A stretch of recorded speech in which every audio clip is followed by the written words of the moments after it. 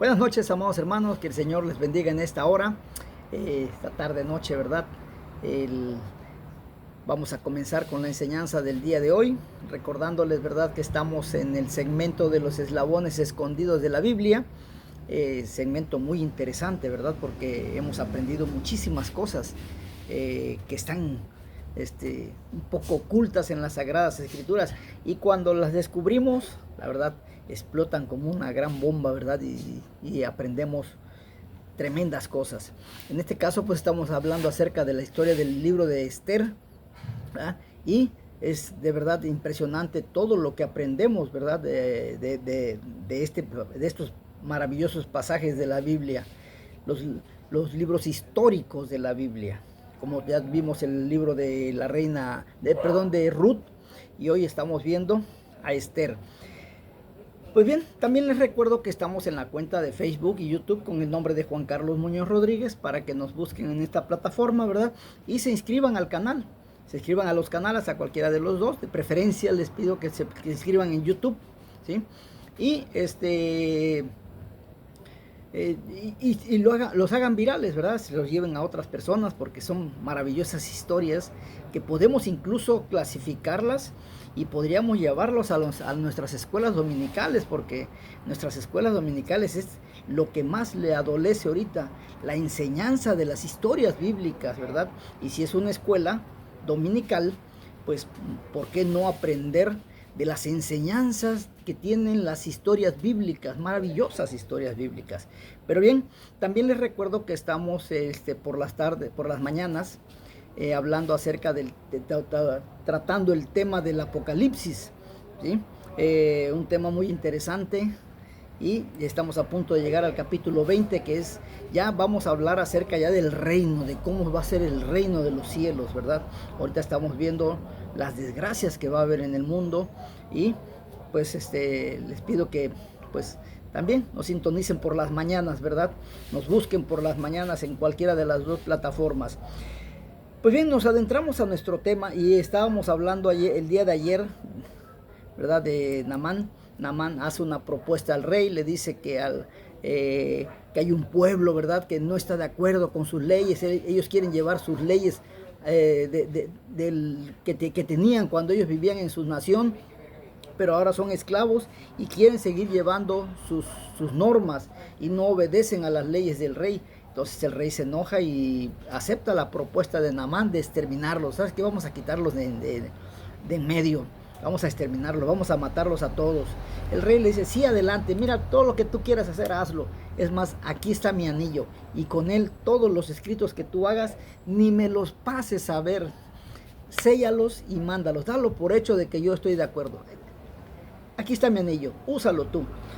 Entonces Amán pues trama que para exterminar a los judíos. Era el mes primero, cuando hacen una suerte, ¿verdad?, mes por mes, para concederle algún deseo a alguno de los políticos más prominentes. Y a Naamán le toca, Amán, perdón, ya me estoy metiendo con Naamán, el sirio. Amán le toca el mes 12, para que se le complazca el deseo que él tenga en su corazón hacer. Entonces el rey dice en el versículo 10, ¿verdad?, que se quitó el anillo de su mano y se lo dio a Amán, hijo de Amedata Agageo, para que él llevara a cabo la obra que él quisiera, que se le antojara. No hay ningún problema, el anillo está en tus manos y tú úsalos. Ahora bien, vámonos a los versículos 11 al 13 de este capítulo 3 de Esther, que dice la bendita palabra de Dios. Y le dijo el rey, estoy hablando del rey, a Amán: la plata que ofreces sea para ti, y asimismo el pueblo, para que hagas de él lo que bien te pareciere. Entonces fueron llamados los escribanos del rey en el mes primero, al día 13 del mismo, y fue escrito conforme a todo lo que Amán mandó a los sátrapas del rey, a los capitanes que estaban sobre cada provincia, y a los príncipes de cada pueblo, a cada provincia según su escritura, y a cada pueblo según su lengua. En nombre del rey Asuero fue escrito y sellado con el anillo del rey. pero pues ya el rey ya le había dado su anillo a él, ¿verdad? Ya no había necesidad de que el rey aceptara o no. Y fueron enviadas cartas por medio de correos a todas las provincias del rey, con la orden de destruir, matar y exterminar a todos los judíos, jóvenes y ancianos, niños y mujeres, en un mismo día, en el día 13 del mes 12º, que es el mes de Adar, y de apoderarse de sus bienes. Amados hermanos, el decreto para exterminar a los judíos salió como una ley dada del gobierno de los medos y los persas. Sin embargo, el llevar este mensaje a través de todo el imperio fue realmente un esfuerzo mayúsculo y tardado. Recordemos que el imperio de los medos y los persas se extendía desde la India, a través de Asia, por la media luna fértil hasta el mar Mediterráneo. Incluía parte de Europa, a toda Asia Menor, y llegaba hasta África, a través de Egipto y hasta Etiopía. Era un reino muy extenso, con una población muy numerosa que hablaba muchos idiomas, por lo menos 127, que eran las que marca la Biblia, que manejaba el rey. Pero además también debemos darnos cuenta de que había muchas tribus diferentes en esas provincias que hablaban diversos dialectos, y este decreto, esta ley del rey, tenía que ser traducido a los idiomas y dialectos de todos esos pueblos. Este era pues un proyecto del gobierno de gran envergadura. Así, los escribanos tuvieron a su cargo la ardua y extenuante tarea de traducir la ley y de hacer suficientes copias de la misma para su distribución a todas las provincias del imperio, lo cual constituyó un esfuerzo gigantesco. Y ya una vez preparadas las copias, tenían que ser transportadas en camellos, en burros y en caballos por medio de mensajeros. Todos estos mensajeros llegaban, tomaban las copias que les correspondían y salían en direcciones a la ciudad que les tocaba. La gente que vivía en la capital, o sea en Susa, podía observar toda esta actividad y pensaban que estaba sucediendo algo que sería de mucha importancia para la nación, pues todo este movimiento en la ciudad capital les llamaba poderosamente la atención. En un día determinado, los judíos, debían ser exterminados, y esta ley daba total libertad a todos los que tenían prejuicios antisemitas para obrar de acuerdo con sus propios deseos de matar a los judíos. Ese día fijado, el matar judíos sería una acción legal, pues como ya dijimos, esta ley fue promulgada como una ley de gobierno de los medos y los persas. Y ya hemos dicho desde el principio de este libro, una y otra vez, que una vez promulgadas estas leyes eran totalmente irrevocables y no podían ser modificadas.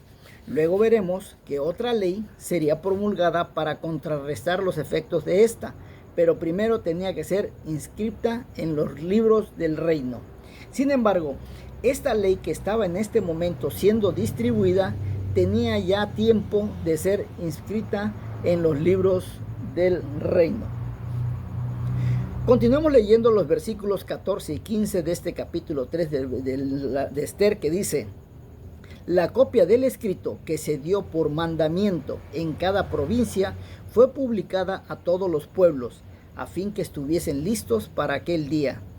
Y salieron los correos prontamente por mandatos del rey, y el edicto fue dado en Susa, capital del reino. Y el rey y Amán se sentaron a beber, pero la ciudad de Susa estaba conmovida. Amados hermanos, la capital del reino, o sea, Susa, estaba perpleja.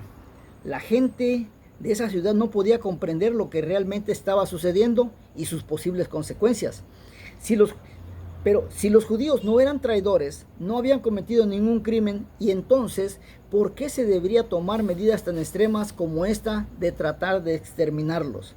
Aunque puede que no le gustasen del todo los judíos a los persas, por considerarlos extranjeros y con costumbres diferentes, pero esto realmente no significaba que quisieran exterminarlos. Y entonces no podían entender por qué el rey Jerjes había permitido que un decreto como este fuera promulgado. Así que un día al atardecer pudieron ver a los jinetes recibiendo sus órdenes y saliendo apresuradamente. Literalmente, cientos de hombres debieron ser llamados al servicio activo debido a la gran extensión del reino. Los sorprendidos habitantes de la ciudad pudieron ver a los mensajeros portando las copias de esta nueva ley. Una compañía de ellos salió y se dirigió por un camino hacia el sur, otra hacia el norte, una en dirección al oeste y otra hacia el oeste, al este. Viajaron toda la noche y cuando llegaban a un pueblo colocaban las copias de la ley en el lugar reservado para los anuncios oficiales, que la gente las leyera a la mañana siguiente.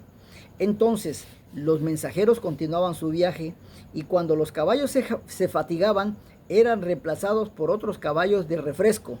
Y así fue como por todo el reino se difundió el decreto que establecía que los judíos debían perecer, llevado por hombres que se apresuraban a cumplir la orden del rey.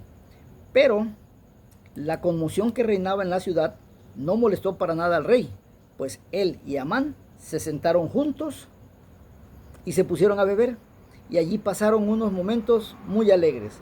Pero el rey no se había dado cuenta que ese decreto, que esa ley, también tenía un efecto sobre su amada esposa, la reina, pues ya hemos dicho que él aún no sabía que ella pertenecía a la nación de Israel. Sin embargo, él se daría cuenta de eso muy pronto, aunque la ley ya se había publicado para exterminar a todo ese pueblo. Ahora, hay que recordar que el antisemitismo tuvo su origen en las fábricas de ladrillo de Egipto, bajo el mando cruel de Faraón, allí donde los judíos se convirtieron en una nación.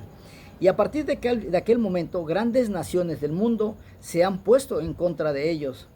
Esa fue la historia de Asiria y fue el caso de Babilonia, que los condujo al cautiverio. Y en este libro de Esther estamos viendo el caso de Persia. Pero Roma también adoptó esa actitud y la Inquisición española fue principalmente dirigida por ellos. Y después, en la Alemania, bajo el dominio de Hitler, se ha estimado que murieron unos 6 millones de judíos. Pero, ¿a qué se debe la existencia del antisemitismo? Analicémoslo brevemente, pues hay dos razones que lo respaldan. La primera es natural y la segunda sobrenatural. Veamos la razón natural. Tiene que ver simplemente con factores como la personalidad y el carácter. A algunas personas les consideran un grupo cerrado, con cuyos miembros no parece fácil establecer relación de amistad, porque ellos se vuelcan mayormente en vincularse con la gente de su propio grupo racial. Otros sienten envidia por su habilidad comercial y otros les molestan sus costumbres relacionadas principalmente con su religión. Estos son, pues, factores subjetivos, porque otras personas quizás les admiran por la forma en que preservan su identidad a través de los siglos.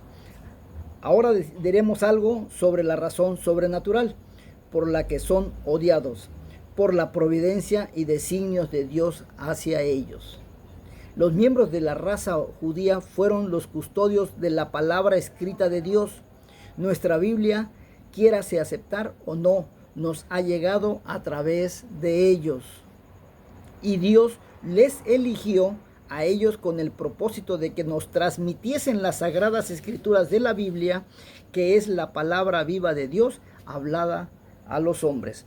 Y Satanás les odia por ello, y además porque el Señor Jesucristo, al venir a esta tierra, físicamente nació en ese pueblo. El apóstol Pablo dijo acerca de los judíos en Romanos 9:5, ¿de quién son los patriarcas? ¿Y de quién, según la naturaleza humana, procede el Cristo? Por estos motivos, existe hacia ellos un odio sobrenatural, lo cual también aparece clara y específicamente reflejado en la Biblia. Y por ello vemos que varias naciones del mundo se han dejado impulsar por este odio en contra de los judíos en diversas épocas de la historia. Ahora, esa ley, más bien de Amán, en representación de un error garrafal del rey de Persia, no podía ser revocada. Ya anteriormente hemos visto cómo una ley que se había hecho al instante y que había apartado a la reina Vasti del trono ya no podía ser cambiada, pues ni el mismo rey podría hacerlo. Y ahora esta ley amañada de exterminación de los judíos había sido promulgada y erróneamente aprobada por la firma del rey. Pero ante esto era la ley de los medos y los persas y no podía ser cambiada ni por el rey mismo. Ahora, ¿cómo podía Dios salvar a su pueblo? ¿Acaso tendría que haber otro decreto escrito por el rey? Alguien iba a tener que intervenir. Y podemos decir de paso que Dios estaba preparando el camino para resolver esta situación. Pero ¿cómo se va a resolver esta situación? Lo vamos a ver el día de mañana, porque hoy el tiempo se nos terminó. Que Dios les bendiga. Soy Juan Carlos Muñoz. Nos vemos el día de mañana. Hasta pronto.